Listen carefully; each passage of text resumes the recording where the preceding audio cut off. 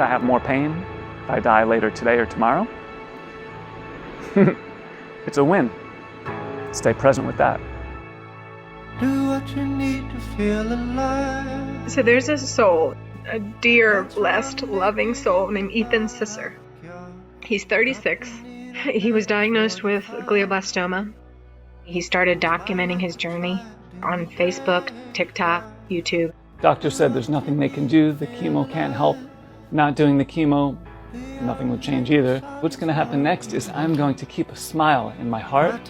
One thing I would love is a strong support system. I feel like it could be beautiful for everyone involved.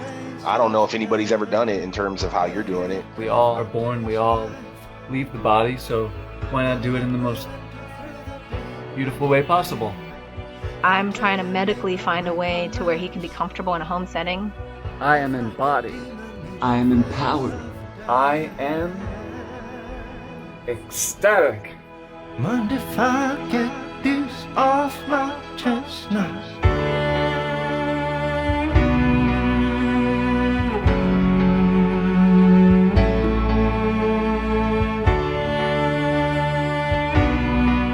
It's a journey with him, and I can only go so far.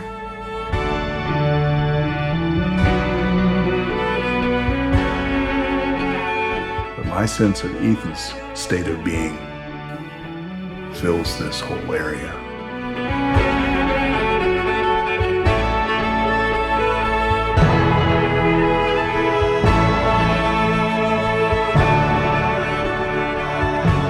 He called for a family, and this family showed up.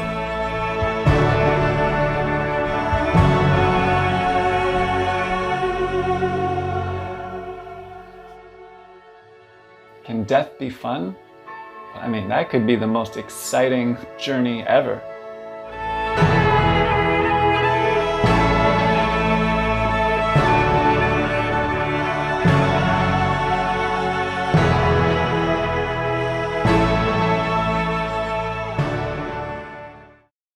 Just before we start, Aditi, just to let everyone know that there are screenings. There's the screening on Thursday evening, and Julianne will share the link with you either in the chat or on email. And then there's a panel discussion following that. And then on Sunday, there's another screening with Compassionate Communities Australia. And again, Julianne will send you the link on that.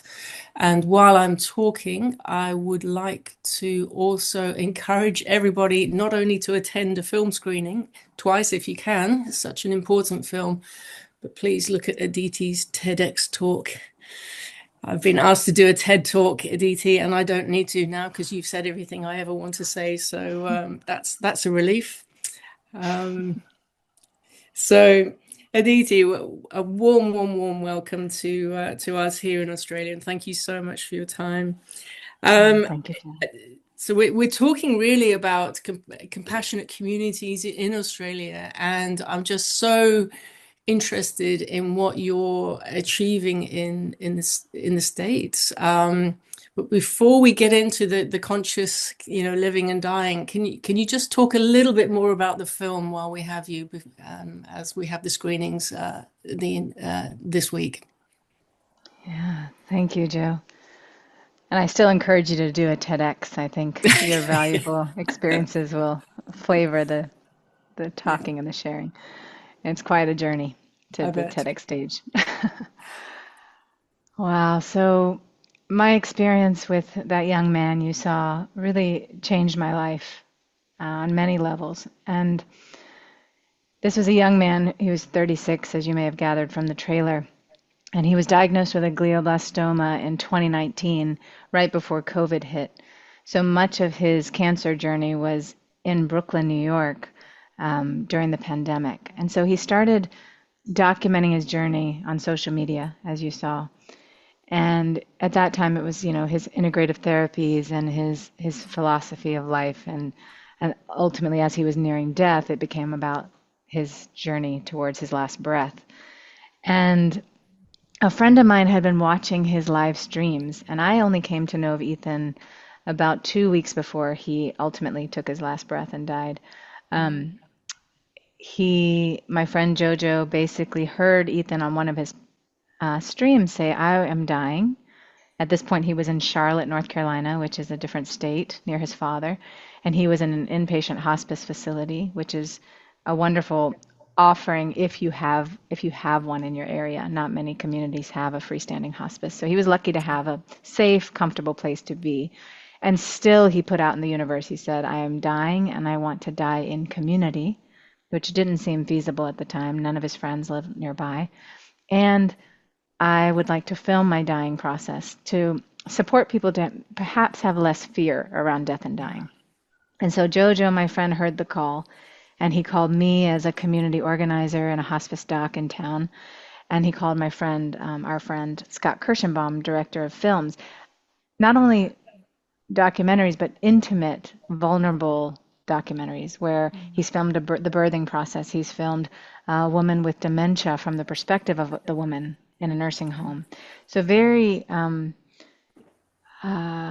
intimate experiences that I think few people could probably capture so artfully as Scott did. So I got the call and I met with him on a Wednesday on Zoom just to get a sense of what his understanding was about his condition, what his hopes were and desires were for his transition, just like you would at a goals of care conversation if you're in healthcare. So I did that on Zoom, and he was very clear. I want to come to this community, do what it takes to make this happen. So the next day, I talked to the nurse practitioner. She said, absolutely not. He is not safe to travel. I think he could die en route. He could leave against medical advice if he wants. And so that was a little hurdle. But ultimately, with conversations, he came to us and to the inpatient facility I worked in. It was 26 beds. Freestanding. And after multiple conversations with risk management, legal, marketing, everything was looking good that they would allow us to film in the facility, but ultimately they said, no, you cannot film because it's too risky. Something negative about hospice might be revealed, which I thought was an interesting. Yeah. And at that moment, I realized, I had been in hospice since I was 17 as a volunteer first, and then a hospice doctor and death doula later. And not much had changed in terms of our cultural approach to death. And the medical system, which we are tasked to do this, wasn't doing it in my community. And so it became really clear that it's not really up to the medical establishment to help shift this culture. They have a part to play, advanced directives, good, goals of care conversations, palliative care, hospice, absolutely. But then there's a bigger conversation that is happening with compassionate communities, for example. But at that moment, it was clear that we couldn't film. And I asked Ethan, I said, Ethan, we could try to find you a place to go and rally a community to support you, or you can stay here and, we can do what we can to film bits and pieces. And he said, I would do whatever it takes to make this happen again. So we found him a home, and I called upon our Asheville community to serve him as he was dying. And he was able to be in a beautiful setting overlooking the mountains, surrounded by strangers who became friends and family. And his parents were able to come as able. They physically weren't able to care for him. And hospice came into the home, and we did ritual, ceremony, everything that was meaningful to him in his living days, he was able to have surrounding him until his last breath. So that's the story of the. I was going to do it whether the film crew came or not. I would have done it, and the film crew did ultimately come. So that was a long answer. No, not at all. It's incredible how the community came together, and it is the essence of a compassionate community, isn't it? To take in sort of religious connotations almost, to take in the stranger, to care for without judgment, without agenda. That's how it comes across in the film, this very heartfelt, warm community. And I'm sure that's how it must have felt, Aditi. Yeah, so we had never done this before in this formation. So there was, death can be messy, as many of you probably know. There's some drama and a lot of our ego and personality, not negative, but just a lot of opinions. And so we navigated that with ease and grace, but it definitely wasn't without some challenges. But overall, it was an incredibly inspiring, easeful process. And what people kept coming up to me saying while during the journey, I call it 2 week journey with Ethan, was, can we do this? Can we buy a house? Can we take care of one another? It's time. There was just uh, such a jazzed energy about the whole experience. Lines of people wanting to deliver food and offer massage and acupuncture and aromatherapy and all the things one could wish for. They were just freely giving. And it was a pivotal time in your career by the sounds of it. Yeah. Yeah. I had the people I called upon was a group that we'd gathered about monthly for a couple of years back in 2014. So this was 2021. So this group had been having conversations, meeting monthly, just dreaming into a future of elder care and death and dying care. Okay. And so I called upon them, and it was really the timing of it was such. I think after being during the pandemic, having seen so many isolated deaths, so the contrast of this death to those that I'd witnessed was stark, and it was just really clear to me there's more for me to do. So I put my notice in actually shortly after he took his last breath, and I surrendered to whatever. I just followed the breadcrumbs, and that led to the Center for Conscious Living and Dying, and this conversation even. So yeah, quite extraordinary. And just for people who might be late joining us, we're talking with Aditi Sethi, who's the founder of Conscious Living and Dying. Have I got that right, Aditi? Yeah, the Center for Conscious The Living. center, that's it. I knew Very there's another close, C very in there. close. Yeah, I knew there's another C in there. The center. So please look it up on the internet. It's very, very interesting and very much aligned with compassionate communities. And we're also open to take questions. If people have questions, send them to you, Julianne. Would that be right? And because I'm sure there's lots of interest in what you have to say. One of the things that Ethan said, a question someone asked him, which something I've thought about for a long time as well, is, is dying a solitary occurrence, or is it a community occurrence? And I just wondered what your thoughts on that are, Aditi. You must have seen a lot of people die, and different aspects of that come to light in different families, and what your sense of that is. Yeah, thank you. I often have thought that life and death is really a solo journey on some fundamental level. Yes, we have community, yes, we have family and friends, but ultimately we're walking this inner journey and outward expression of it solo. But after caring for Ethan and seeing how we have approached death since then in our community with the center, and offering similar but different care, depending on the person, their dying experience will be different. I have come to realize that it can be an incredibly communal experience and in support of the solo journey. So it's a both and in my experience. But you don't have to approach it all alone, like that often happens. It's interesting, isn't it? Because the people who, I was going to say haunt, that's a very strong word, but the people I feel a grief for in my experience are the people who somehow have been unreachable. Might have pain that's unreachable, or carry a loneliness that's unreachable, and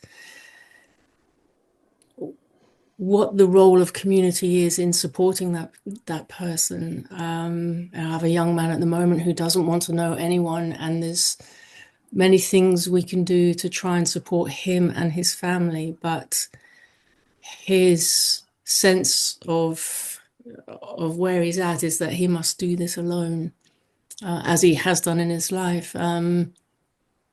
And just how you would approach that, Aditi, if you're able to at all, with people who do seem to be lonely, or beyond the reach of a friendly arm,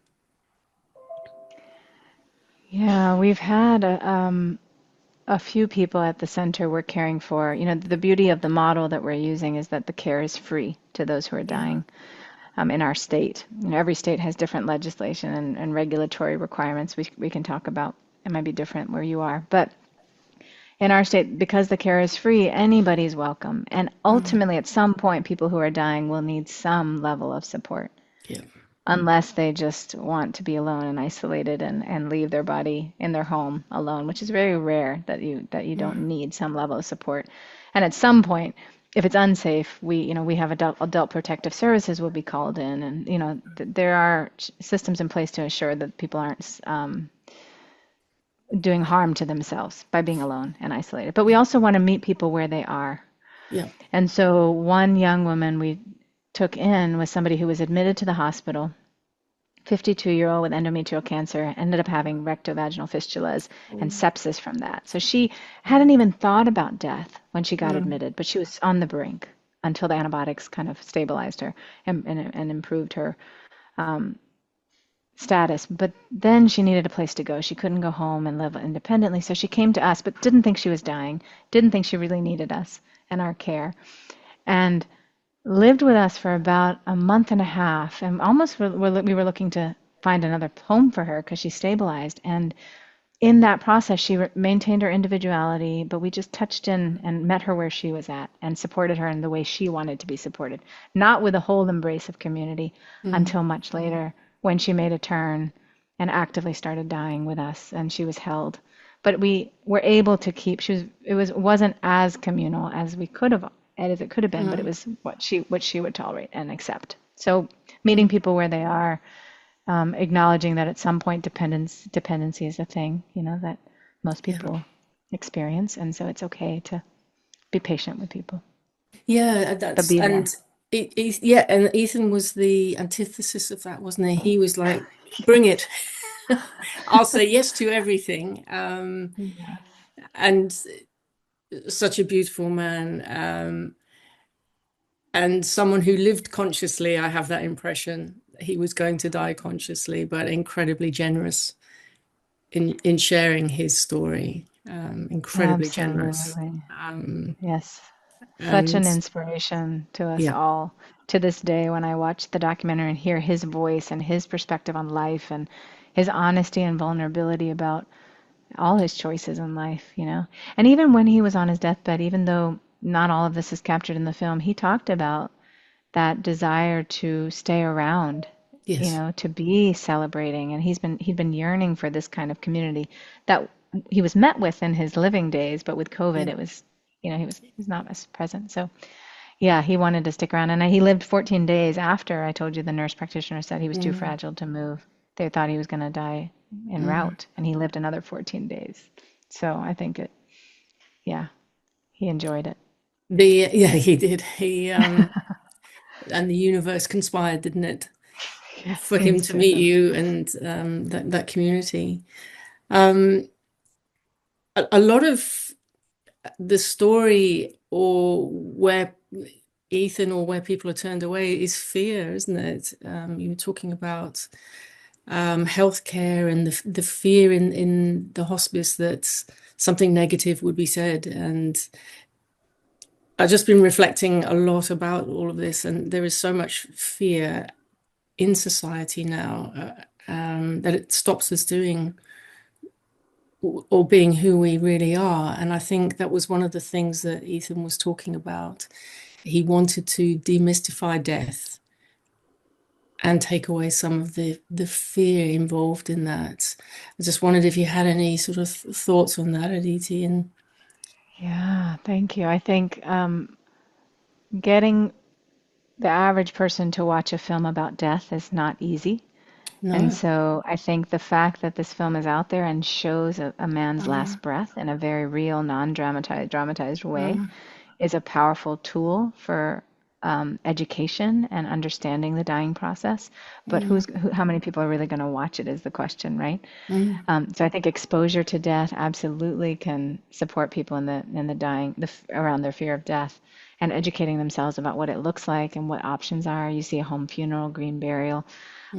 But what I feel to share is that 2 women now in their 50s with cancer, with children who are dying, have watched the film and have, for prior to watching the film, have been pretty resistant to the idea of dying and not really talking about it. And two people I know of have, after seeing the film, within 5 to 7 days, have died. And I don't know if it's, and two people have, one of them, Jen, I specifically heard it alleviated her fear of the process and somehow allowed her to surrender into what was happening to her body. And the other one, I don't think, was so vocal about it. Oh, lights turned off. Sorry. Hotel. Let me You turn might have this to back move on. around. Yes. Sorry, Jane. No, that's okay. I can see how dark it is here, really. Let me just check on the lights. It's definitely nighttime in New York. Yes, it is. Sorry, Jane. I'm going to turn them back on. No, that's good. Cool. All right. I'm with my It friends. proves it's live, Aditi. That's what it does. That's right. Good. And yeah, embodied, empowered, and ecstatic. There we go. The lights are back on and ecstatic. Yeah. That's right. It's beautiful. Yeah, I'm just very interested with this interplay of hope and fear. And I think, fear is the opposite of hope. And he talked about not dying hopelessly, and other people might see him as hopeless. And I think it's a very hard message, as you've said, with those two ladies that you talked about, to get the message out there that death is a part of life, it is inevitable, and you can prepare for it. I don't know that we're certainly not in Australia. I don't know that we're winning this. We're not winning society over with our messages about the value of death. I don't know if it's different in North America. There are pockets, I think, where the conversation is really being experienced by people who aren't already drawn to it and who are, our nonprofit has, I think, 300 volunteers and 100 on a wait list. There's something magnetizing people to this conversation in our region, and I'm hearing pockets in other places, but you're right. It's so ingrained in our whole biomedical model even. So until that shifts, I think it's going to be challenging. But like the Lancet, I'm sure, assuming you're referencing the Lancet commission paper. The value of death, Yeah, value of death, bringing death back into life. We have a lot of work to do. And I think conversations like this, the work that you're doing in Australia, the work, if we can collaborate and expand, our offerings, I think the better. But it may take generations to shift what's happened in the last 100 years around death. That's a shame. I was hoping we'd fix it in the next 10 years. We'll do our best. So I was going to put a bit of effort in, but I don't know now. We have to do our part. We have to do our part. I'm late in my career. I'm recognizing that that palliative care is not the whole deal, and that we do need the whole of society and a public health approach, which is our audience here are pockets of people recognizing the shortfalls for sometimes through awful situations of family members dying or whatever, but recognizing the shortfalls. It's wonderful that you have so many volunteers. Is it the area that you live in, Aditi? Do you live in a hippie commune? Is that where you live? Okay, good to know. I mean, Asheville is a mountain town, very deeply connected to nature. I think that's a big, a common thread. There's not everybody thinks the same or has the same spiritual background or anything, but they're all people from different walks of life are being drawn to this. I think when you create a community or a place of service like this for the elders in our community, there's a certain age group where they've retired, but they have a lot to offer the world, and they don't know where, and they're showing up. So like business people, people who are savvy at different things are showing up and serving in beautiful ways. So I think we're tapping into that elderhood piece and a place of service, and so I think, and we have a large elder population in Asheville. So I wonder if that's part of it. But connection to nature, I think, and respect, and deeply spiritual souls are drawn here. A spiritual community. Do you think you can die well without a spiritual aspect to your end of life? Yeah, I've taken care of several agnostics, atheists, and I have seen peaceful transitions. And I think some of that is just being in the moment with what's happening, not projecting into the future. So I think there's a contemplative approach that will serve even those that aren't spiritual, if that makes sense. Yes.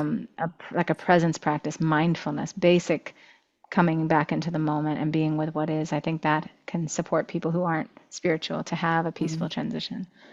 Yes, because and just the society we live in. I don't know about North America. I think North America is a more religious country than perhaps Australia, and also a volunteer culture in North America that's very strong. Mm-hmm. Yeah, That's been my impression, having visited North America on many occasions. It seems that there's a service component in society. Is that correct, or is that just my? yeah. I think again in certain pockets, we have a monthly group called Here We Grow for people around the country, and actually somebody from New Zealand's on that group, in that group, and Brazil. So it's not just U.S., but a woman who joins that call, she lives in a city in D.C., Washington, D.C., which is our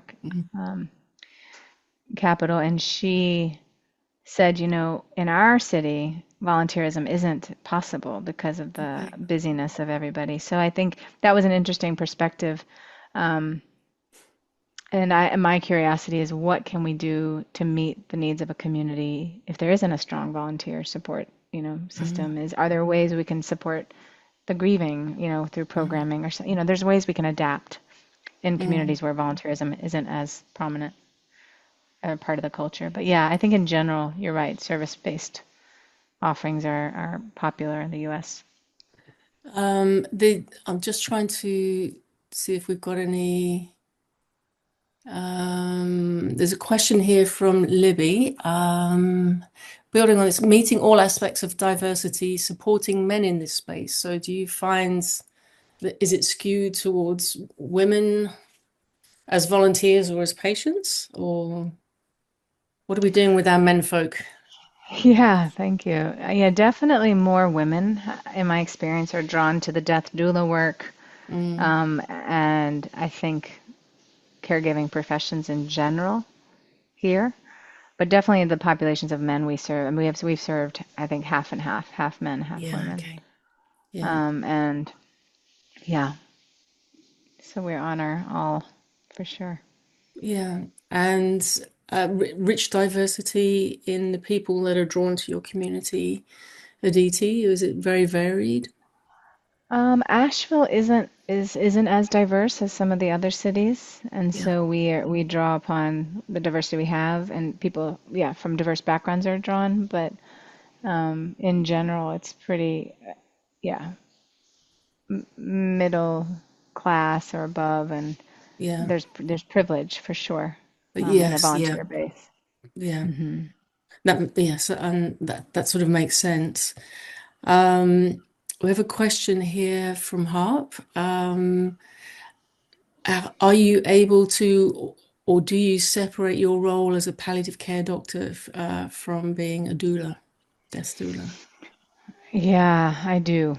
I'm still working part-time hospice doctoring, and at one point I thought about creating a private practice where I'm a death doula and hospice physician, but the lines get blurry, specifically because death doula works that specifically are non-medical support for those who are dying. And I find it refreshing sometimes to take off my MD hat, and at times frustrating because I would do something different. So I do keep it separate for liability, legal purposes. But there's no harm in combining, if that's of interest, I think. And really, it's just a matter of enhancing your doctoring skills and having more time and space with a person, bringing more of yourself to the interaction as a death doula and doctor or nurse. And what is there a big overlap, do you think, with being a death doula and a hospice clinician? There are quite a few retired nurses, not just necessarily hospice nurses, that are in our community, and CNAs and LPNs that are drawn to what we're doing.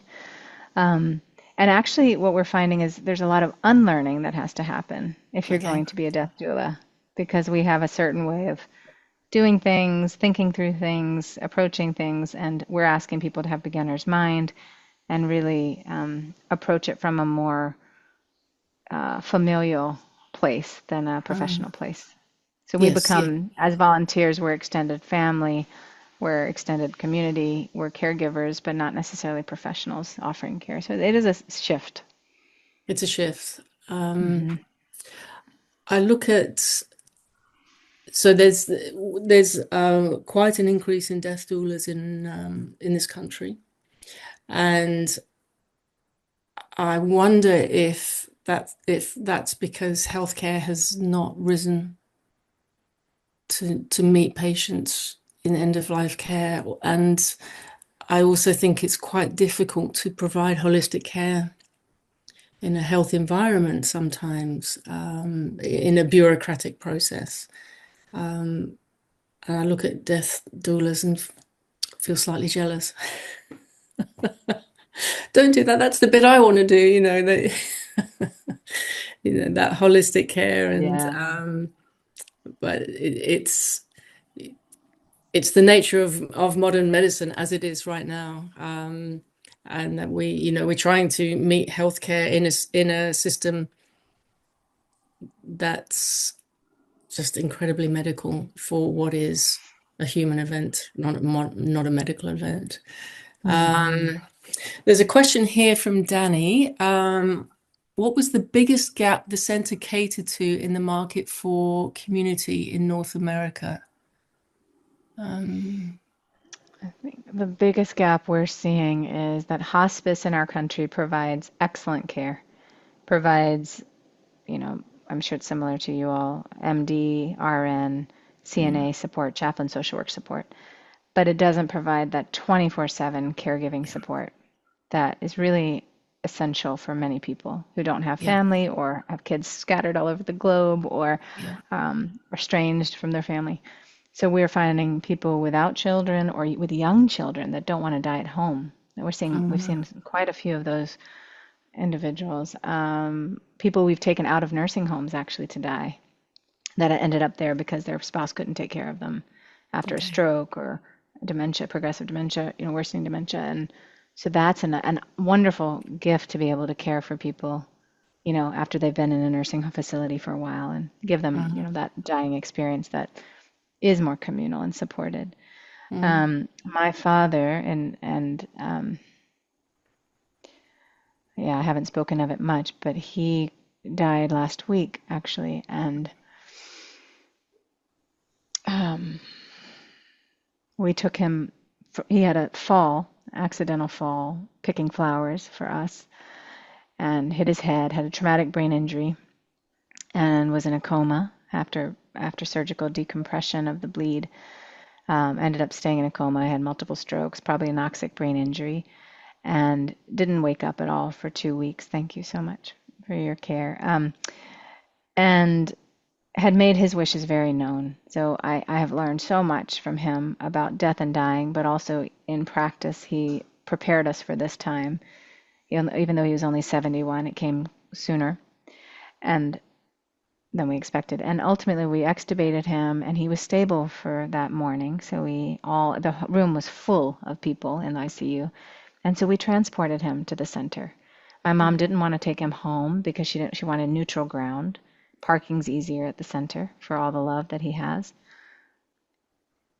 And we were able to give him a death that he wanted, which was with children around. The choir was practicing on site, and they came in and sang for him hours before he died. And he died within 4 hours of reaching there. And the rainbow came out. The sunset, nature is so prevalent, such a part of the experience at the center. And it was just, children were running around, and it was just beautiful. And so that was a gap that, just desire to be in an alternative place from a facility or hospital or private home. So that's one other example. Very Thank surreal. you. Yeah, thank you so much for sharing, Aditi. And I know this, we talked, I know this is very raw for you. It's very generous of you to share. And I just think, imagine if that wasn't possible. And people who do die in ICU. And I looked after a very young person recently who was clearly dying, and this was in the palliative care ward, and the family was so lost and how to care for this person. And I just thought this wouldn't have happened 50 years ago. You know, you prepare, you wash the feet, you know, you massage the hands, you massage the hair, you have the music, you have the candles. We have to have electric candles now, Aditi, because you set the fire alarms off, you know. And that sacredness and the ceremony just wasn't there, and it was such a profound loss from my perspective. I don't know that the family thought that at all. But I wish everyone had what you and your family were able to provide for with your father, and that's why we need the community. Yeah, and originally, you know, my dad was a very prominent movement disorder specialist and traveled the world, and he was very comfortable talking about death and euthanasia even. Like he said, take me out, you know, so he kind of, you know, yeah, he always would say, take me out. I was like, I can't really do that in this country. Like I'd get in trouble, but I'll keep you comfortable. I'll do my best, and which we did. Why am I telling you this? Oh yeah. So when we first extubated him, I thought we would just keep him in the hospital and let him go comfortably with medical professionals, and I would that responsibility would be handed over.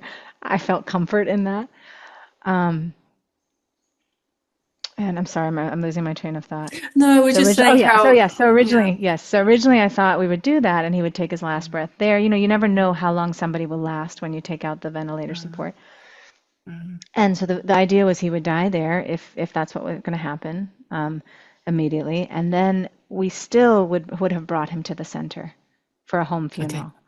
And I don't know what your laws are in Australia, but we have the right to transport a body from the hospital to a home setting, keep him in honor, celebrate, do ritual, music, have children doing art. We did all those things, and so either way, he would have ended up there. And there are ways to honor a person. If they can't have the death that they want in the ICU, then you can still honor them after with a vigil support for after death care.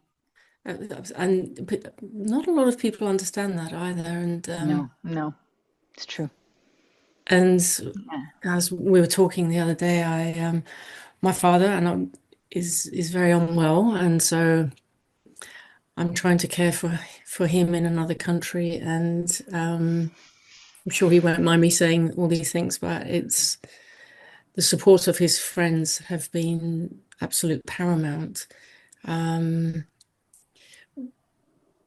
But a very different situation of someone slipping, and there's not really watershed moments where you can make decisions and okay, this is what we've got to do now. And you know, it just that's with aging and frailty and, you know, trying to hold that space. I think it's very difficult for people and families to navigate that space now.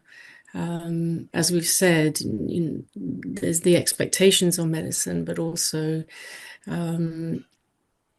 it's just it's unfamiliar territory. And I think that's a huge motivation for compassionate communities, is the recognition that there's a gap here, and there we can step into that.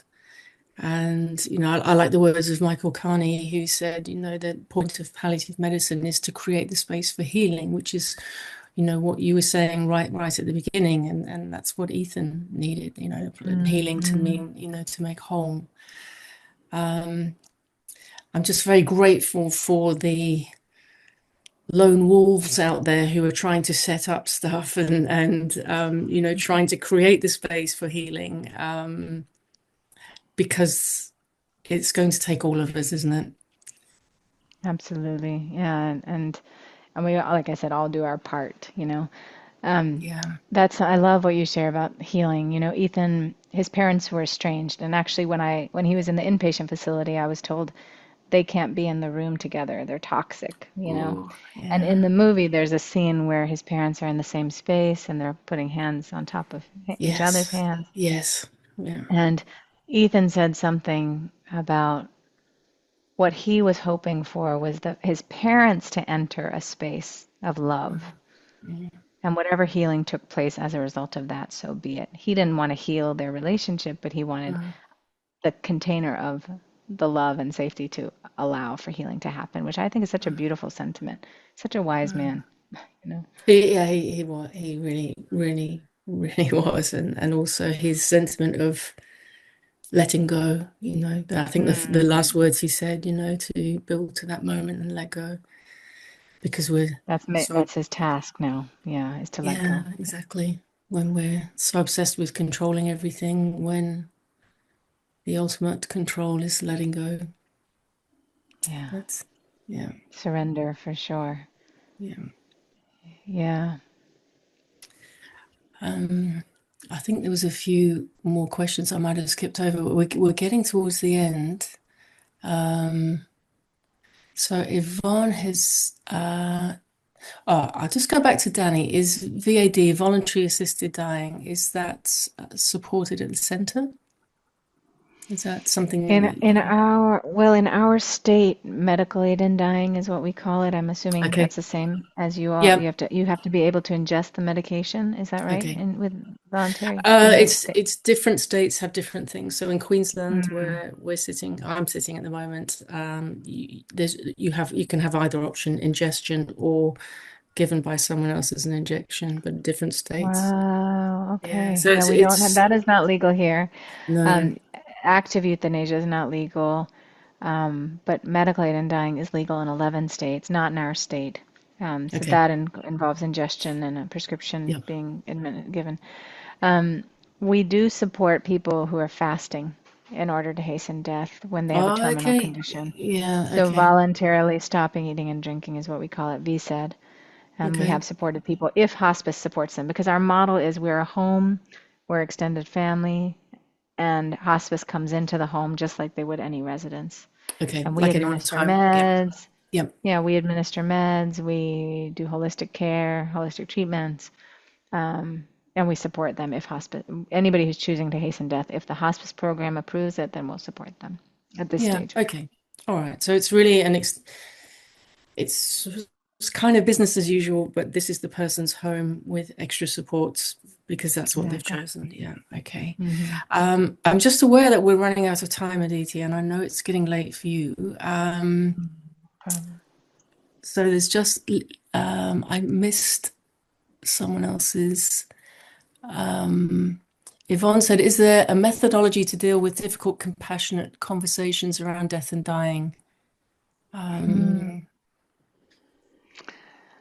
think methodology is a good word. I would say there's some skill involved. There's some practicing that is required. I think active listening and reflective listening are really wonderful tools to help people. But active listening first. You know, I think you have to really hear what people are saying, what their fears and concerns are, in order to engage them and address what's really underneath their questions or reactions. I agree, and I think being curious is probably one of the best assets you can have to be an empathic professional. Certainly in my Yeah. line of work, you know, curiosity is so that, you know, tell me what you're feeling, what you're thinking. Yeah. And tell me more, you know, Tell me more. if Absolutely, yeah. that's a good Perception one is, to yeah, kind of yeah. guide. Right. I teach communication skills, and I always teach Oh, there people you a go. poet. A is being, you know, your attitude or aptitude, whichever. And, you know, curiosity is a good attitude to have. And P is perception. Check on people's perception. Where are they? What are they thinking? O is it's orientation. You know, you've got to orientate yourself to them, and then they have to orientate to might be what they perceive as bad news. E is empathy always, and T is trust. You know, you need to both walk away from that conversation trusting each other. And I think that's, if you get lost, tell me more is always a good place. You know, be curious. Yeah, we used palliative care support for my father and my papa, I call him. Yeah. And it was so supportive just to have a person with a compassionate, everything you said, he used all those skills. And it was just incredibly supportive and actually healing on many levels, like eased the suffering of what was happening and the shock of what was happening, and just really powerful. So thank you for that, April. Yeah, no, absolutely. And it would have been an enormous shock. But it's validation, isn't it? Just being heard, being seen when you're the most vulnerable. Yeah, even as a professional, going through that with my father was so surreal, you know. And I'm thinking, I am so comfortable with this reality, and it's still like hard to fathom he's not here. And so I can't imagine people who have no exposure to death, and the grief that comes up, and the pain and suffering that, you know, that some people endure because of the lack of exposure and conversations around it. So I just have so much empathy for this life reality, this journey that we're all on, in a different way than I ever have. So I'm sure I'll still integrate it all in the coming years, lifetime, the rest of my life. Actually, do you think having trained in palliative medicine helped? I mean, your father died very quickly, so. It did. It helped me logistically know what to do, what the options were, help it make it happen, you know, quote unquote, making it happen. You know what I mean? Arranging things, expediting things, like all those skill sets came in. And ultimately, when he was dying, I knew, yeah, it did help, the experience and knowledge. But those moments where I'm really in the moment, I'm not a doctor. I'm just his beloved child. And he's my beloved papa. You know, it just, all of that kind of goes to mush. If any of you have had personal experiences, you know, it's just, it's that emotional body takes over. Your flow state you were talking about. Yes. Yeah. Absolutely. And there's something, when you get to the bottom of that sadness, there's something quite freeing about being so open. But there's lots of layers to get through to be there. And Indeed. And I feel for you in your journey. You know, it's a friend of mine's mom just died last week after he'd been with her for 5 years, tending to her, and she had dementia, and he moved to Alaska to be with her, very far away from community. And so I just, there's no easy way to leave this world necessarily, you know. No, no. I do like the way, Ethan talked about leaving the body. And I'm leaving my body, you know. That's a lovely way. Yeah. My beloved mother-in-law also died in our home in 2019, and she loved that. I said it in the TEDx talk. Loved that reminder or belief that we are spiritual beings having a human experience, and that sort of speaks to the same thing that Ethan was saying. It does, absolutely. And with that, Aditi, let's end on your mother-in-law's wonderful words. I'm sorry we didn't get through all the questions, everybody, but Aditi, what an absolute pleasure and joy, and I feel very grateful that we had this time together, and particularly with everything that's happening in your life right now. And from Australia, we send a very, very warm, big virtual hug, and you all the best with you know, your Centre for Conscious Living and Dying. It's and may we have a counterpart at some point in this country. Yes. Thank you, everybody, for joining. And thank you, Julianne, and see you when I see you, Aditi. Yes, lovely. Hopefully in person one day. Yes, that would be beautiful. Okay. Yes, see you all. Thank you, everyone. Thank you, everyone. Thank you for your support, everyone. I see the chat. So precious.